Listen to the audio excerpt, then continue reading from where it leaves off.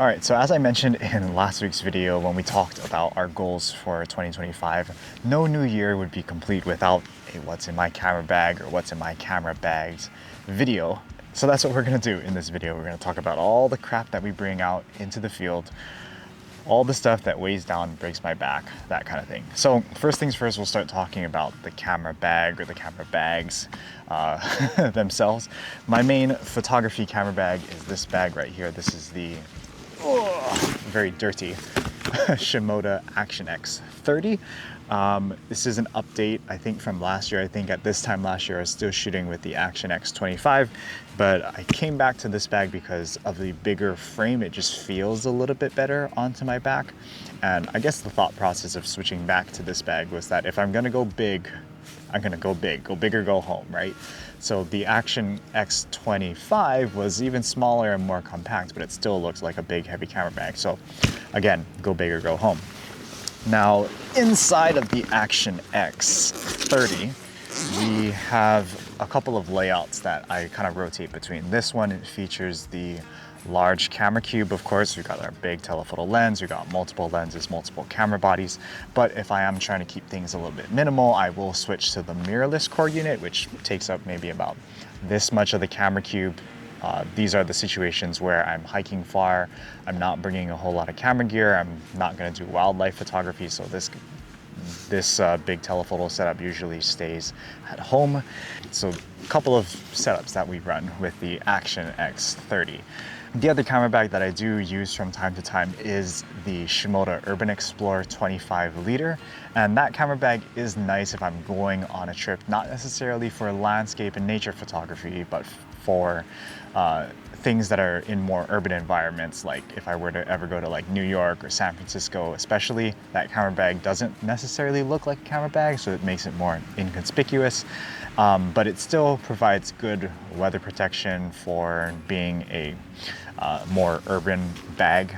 And I don't know, overall, I just kind of like that style of bag in cases, again, where I'm trying to be a little bit more minimal. The one bag that I also added is this little guy right here. This is the Aloha Collection Keep It Light Hip Pack, although I rarely ever do keep it light. This bag is primarily for personal items, you know, phone, wallet, keys, that type of thing. But I also do keep a little bit of camera gear inside of this guy. I keep my teleconverters in here. Usually I have the 2X teleconverter, but that's actually mounted onto the camera, so that's in the bag. I keep my microphone case that I have in here inside the bag. And then, yeah, this is just an easy way to have quick access to the essential items when I need to.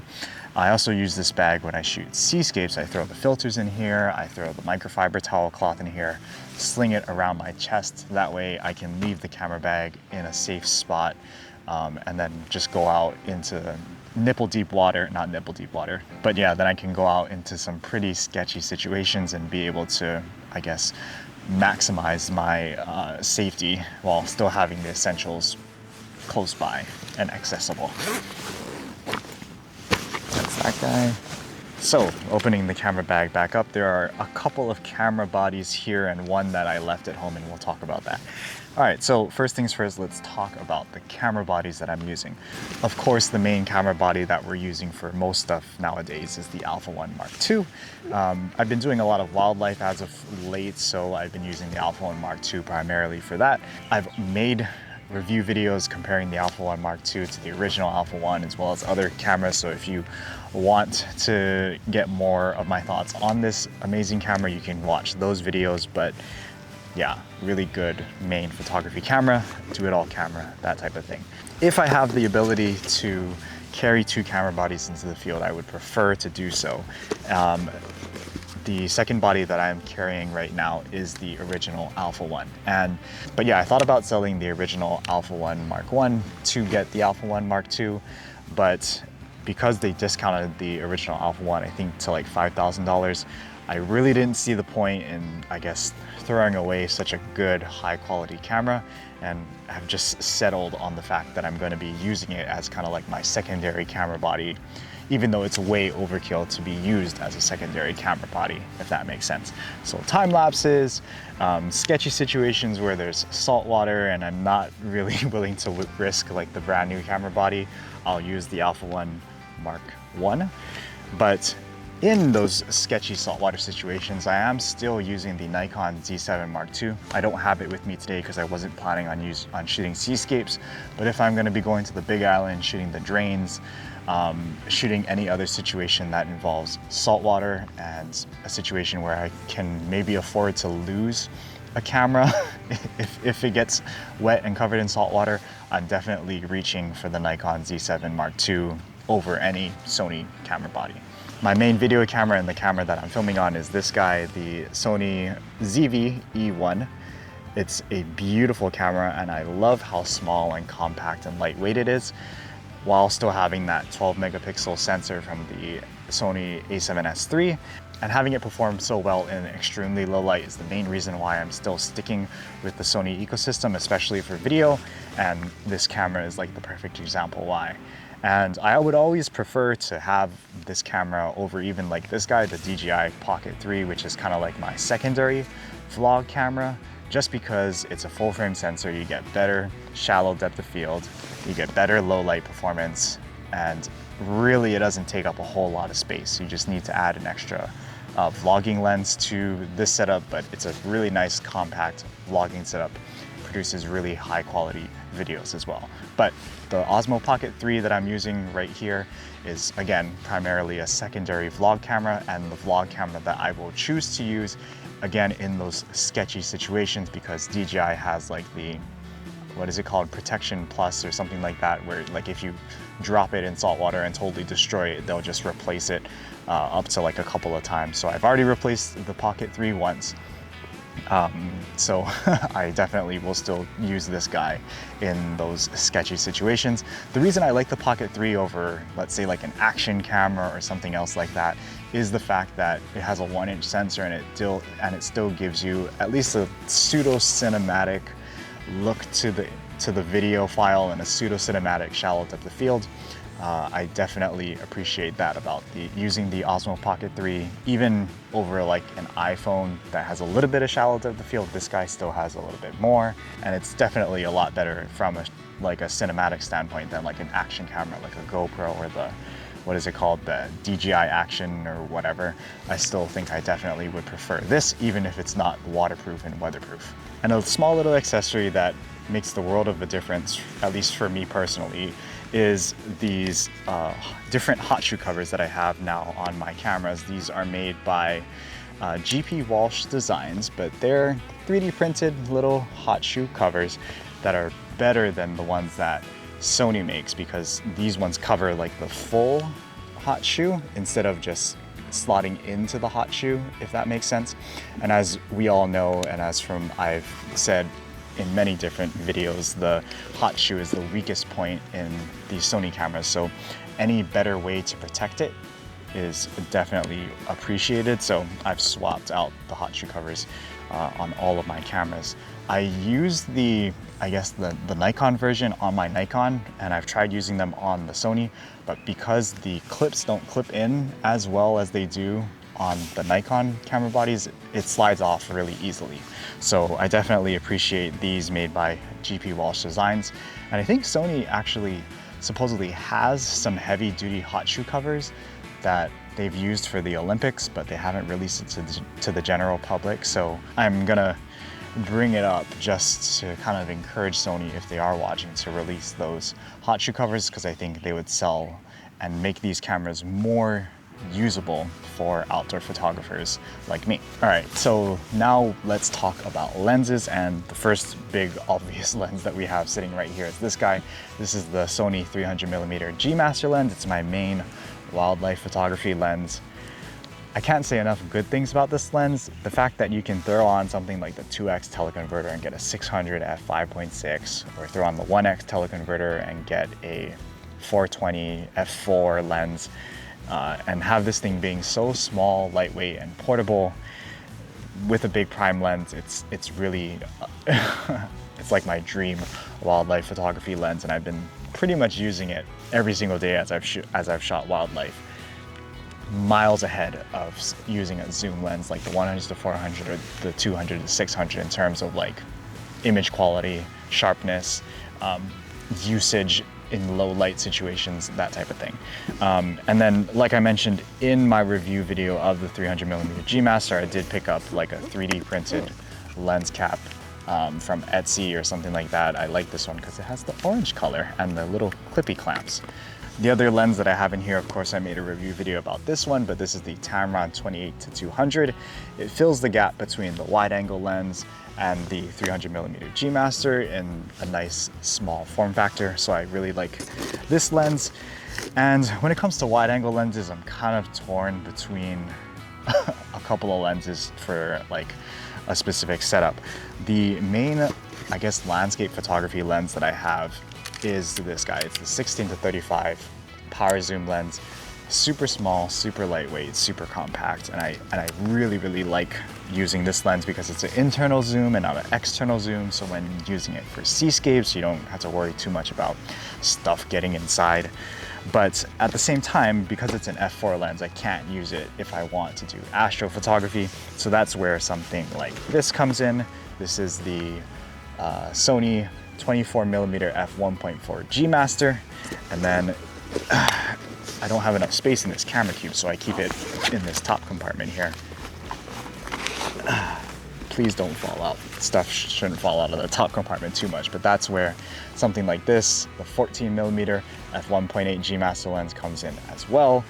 Two very beautiful prime lenses for astrophotography that are both really small, lightweight, and portable. And then I'm also filming on the 20mm f1.8 G lens. So between 14, 20, and 24, it pretty much has the same range as a 16 to 35. But when you're shooting landscapes and when you're doing foreground, midground, background type of images, having the versatility to kind of tweak things in between each focal length is pretty clutch. So yeah, that's why I carry essentially 4 wide-angle lenses out into the field and use one of them at least for vlogging. I know it's ridiculous, but if I'm not shooting astro, then I leave the astro lenses, of course, at home and then just go out with the 16 to 35. A couple of other accessories that we have inside this bag. We've got our filter, little pouchy here. We've got Polar Pro. We've got ND filters here. We got a CPL, and then my favorite filter that I've been using a lot over this past year is a combination 3-stop plus polarizer filter. And having that combination filter means that I don't have to stack filters. So if there is the chance that there's a rainbow when I'm shooting seascapes, this is the filter that I reach for the most. We've also can't forget about microfiber towel cloth, that kind of thing. What else is there? Oh, one more thing. I've also forgot to mention the fact that while with the original Sony Alpha 1, I am still using this rotatable camera collar thing from Atoll, but with my Alpha 1 Mark II setup, both due to the C5 custom button, that sensor is exposed, both due to the C5 custom button here, as well as the use with the 300mm G Master, it's impossible to use the Atoll rotatable collar with it. So I've gone back to using the L brackets. This one is made by, I think it's made by 3-Legged Thing. I like this one because it has a Peak Design capture clip mount on the bottom part of the L bracket, so it makes using it with the Peak Design capture clip really easy and simple to use. All right, that's it for the main compartment. What I like the most about the Action X is the fact that it has the roll top compartment. That way I can throw in even more camera gear into this top compartment. And as you can see, this is where I house like an extra lens or something like that, but primarily it's like a catch-all bag and can expand to fit jackets or whatnot. if I need to. But usually my vlog camera will sit in here if I'm not using it, alongside with a extra wide angle lens maybe, and of course the drone. This is the DJI Mini 4 Pro. I've talked about this in my drone videos as well, that I'm starting to use drones for photography less and less, and using drones more for storytelling and videography and that type of thing.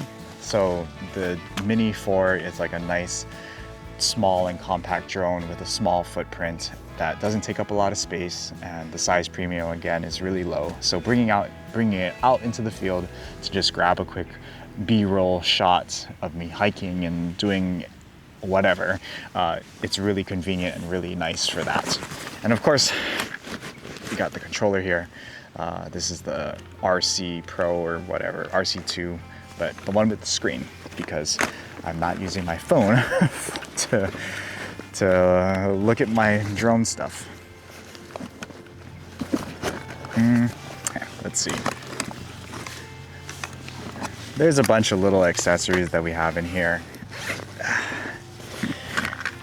Headlamp, this thing is super important. This one is a Black Diamond Storm R rechargeable, because I hate changing physical batteries of my headlamps out in the field, but USB, micro USB, I forget, something like that. We've got extra knickknacks in here. We've got a, what is it called? Is this the wrist strap from Peak Design? We've also got the, what is it called? The camera strap from Peak Design down here with the drone controller if we need it. We've got rear ND filters for the 14mm G Master if we ever use that lens for seascapes. We've got extra SD cards. What else do we have in here? And then like a blank little case if we need to take out used SD cards, that type of thing. I think that's about it. I think that's it for the camera bag. Oh, I forgot about this pocket here. This is where we house all things rain related in this front compartment. I just used, in last week's video, I just used the Think Tank rain cover to take that time lapse, so these guys are definitely clutch, but usually I keep them all bunched together in this little pouch here. I have like 2 or 3 of them. We keep our spare little lens and body caps in here in this pocket as well. Toilet paper, that's always very important to have handy in case we need to go out in the wilderness or in a bathroom that doesn't have toilet paper. And then of course we have an air tag at the bottom of the bag. This bag has that included air tag pocket. Really helpful to making sure that we can track our bag in case we get separated from it. All right, let's put everything back. So that's pretty much it for the camera bag, I believe.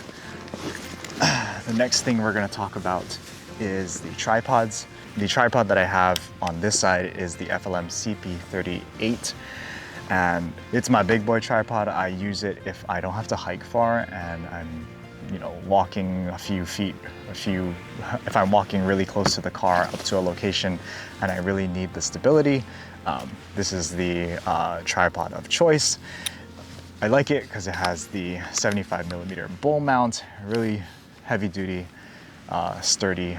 But I'm gonna be completely honest with you, I don't use this tripod a whole lot anymore just because of how big and heavy it is. I don't even take it traveling with me because I don't want to carry it in my suitcase and have it take up half the weight in my in my checked bag. That's something I don't want to deal with. The main tripod that I use for most of my landscape photography now is this guy, is the FLM CP30 M5 Hybrid. It's a 5-section tripod. I got the Really Right Stuff tripod spikes on there as well.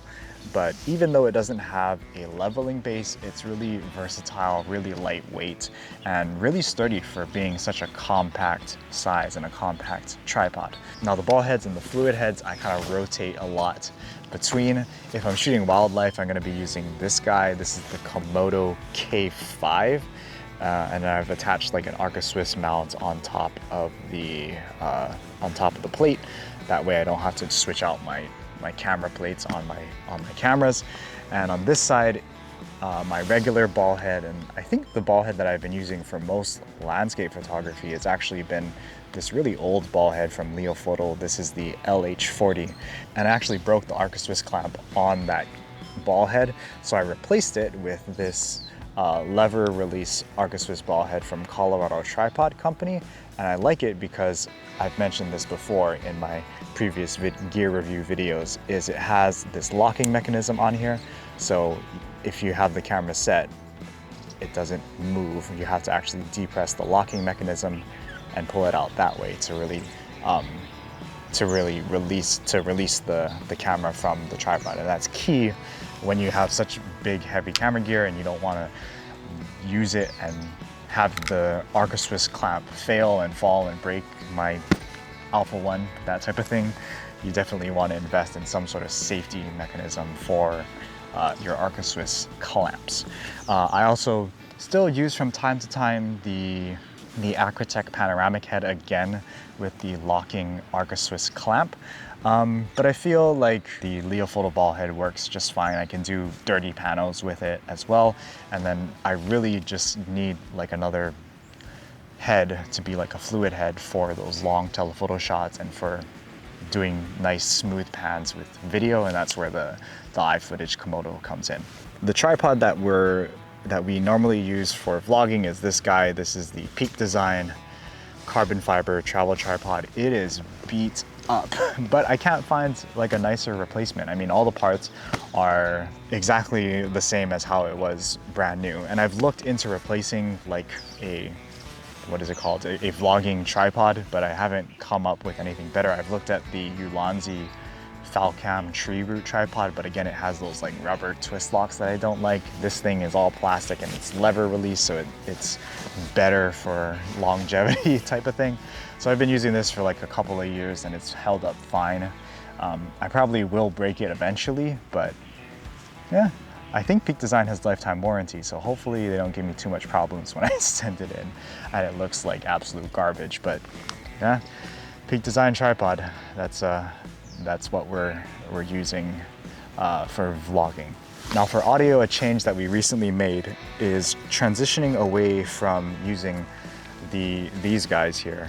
We've transitioned away from using the DJI Mic 2 primarily because it's so bulky and heavy, and you know, there's a lot of videos where I look back on it and I see that my clothes are sagging because this gigantic piece of equipment is hanging off of my shirt.